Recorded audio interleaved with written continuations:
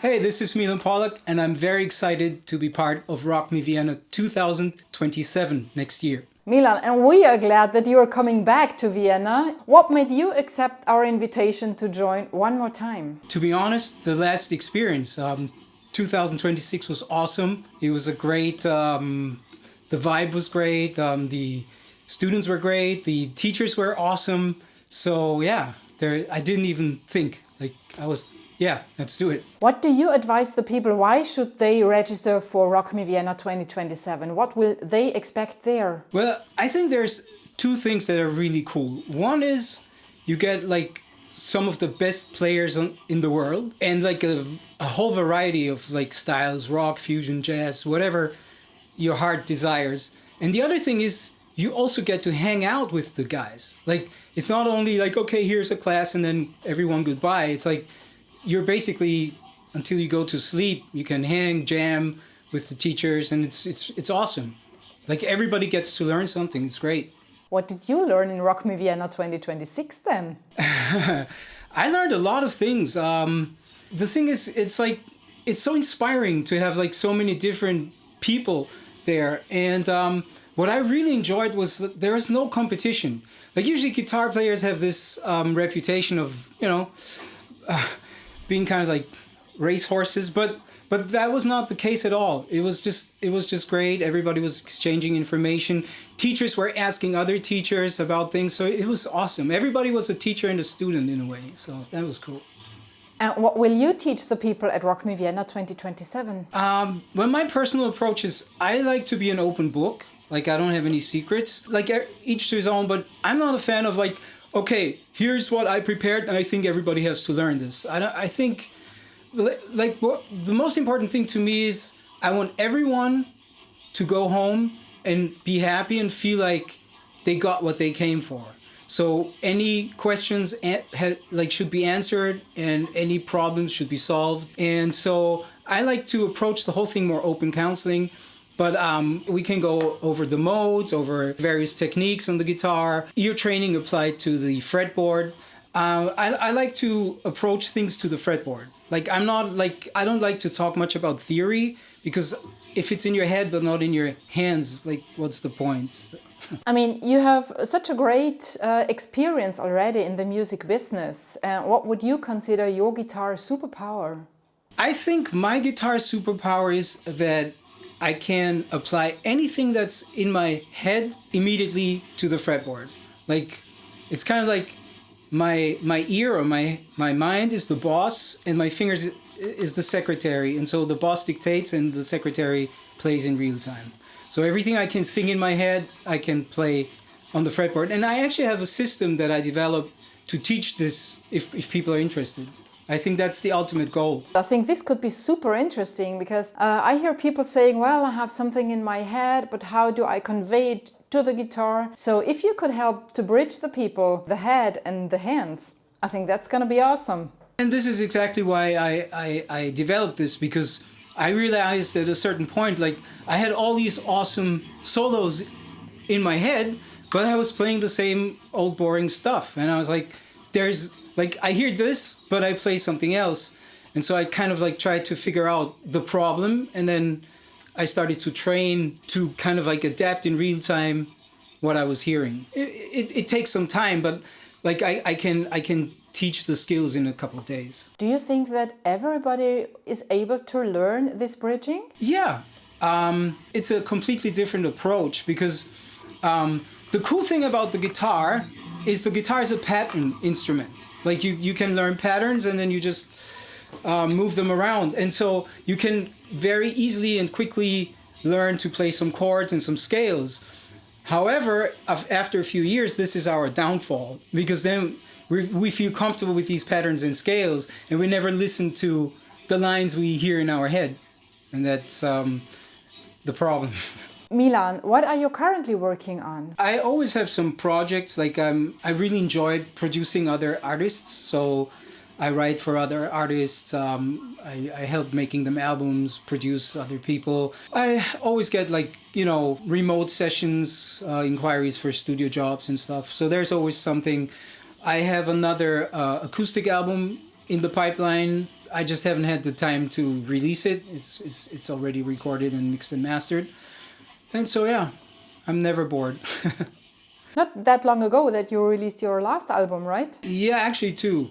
I released the Lethal X album with the collaboration with the Old Racer X musicians, with Paul Gilbert as a guest musician and Billy Sheehan, and my own acoustic album. So yeah, plus other artists. Awesome. So this is also what we're going to experience then from you at Rock Me Vienna 2027. Will you also teach the people in playing classical guitar or acoustic guitar? I don't think I'm I don't think I'm a great classical guitar player. So I mean I understand the harmony in theory and I studied that, but I'm not very good when it comes to, you know, like the Bach kind of stuff. There's people that are much better than me doing that. But yeah, if people want to know like a basic approach to acoustic guitar, sure, why not? What is your approach in composing? Oh, that's a good question. I wish there was like a recipe. I'd be really rich. It really depends on the situation. Like I personally, when I write songs for myself, I try to not force it. So it's a lot of times I just noodle around on the guitar and then I happen to create a riff and I'm like, oh, that's nice. Or sometimes, or actually a lot of times, I compose while I'm asleep or in the state of waking up. And I kind of like write it down on an imaginary sheet in my head. And then I try to remember it. And then once I have a guitar, that's again the thing, like the brain hearing things and hands just putting it on the fretboard.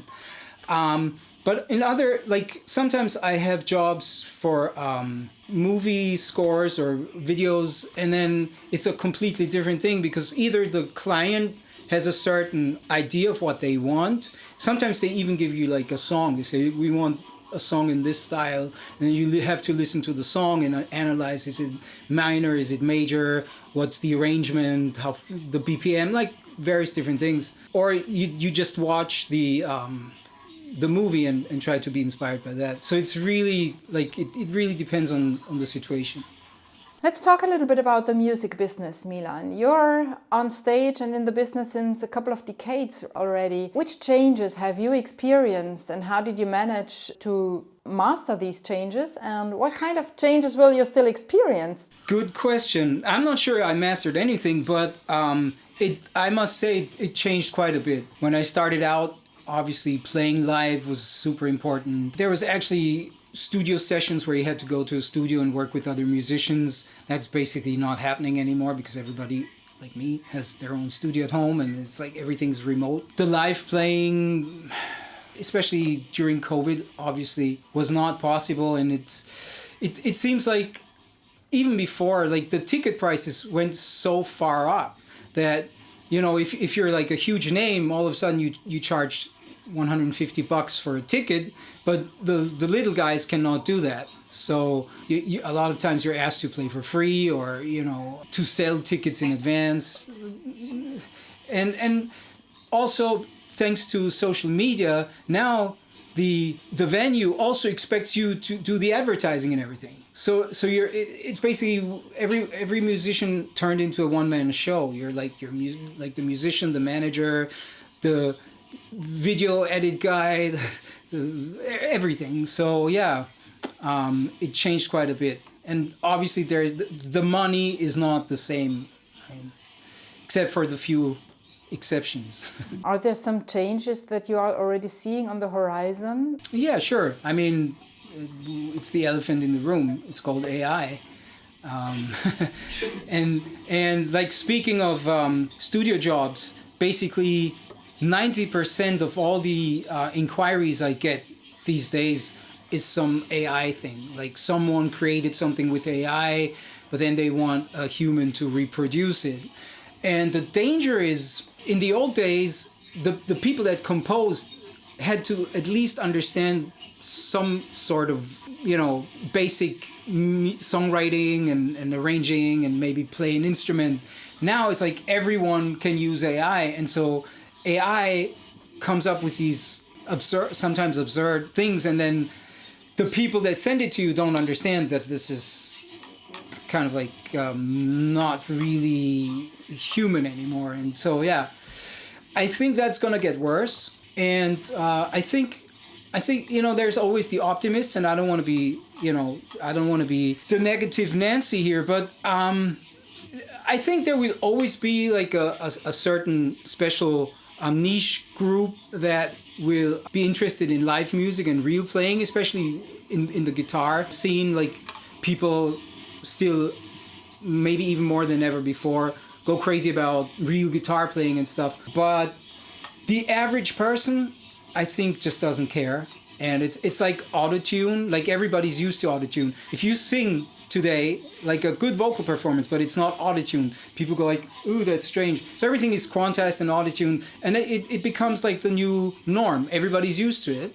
And I'm guilty of this myself. Like I hear things and I'm like, it's just, it's sign of the times. But I think it's gonna get worse with AI.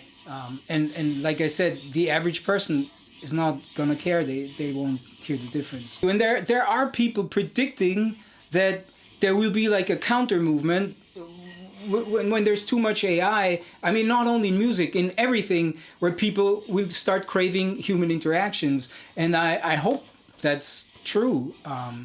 We'll see. Only time will tell. And Rock Me Vienna 2027 will tell, because this is a time when people really come together. Real people with real guitars and real voices and no tuning machines and stuff, I think. Absolutely. And that was one of the great things about the last camp. It was like the whole vibe, the whole interaction. You could never convey this on the computer. I totally agree. So, maybe one more question to you. What are you now still eager to learn? Oh, well, as the famous philosopher Socrates said, the more I learn, the less I know, or something along the lines. And that's how I feel.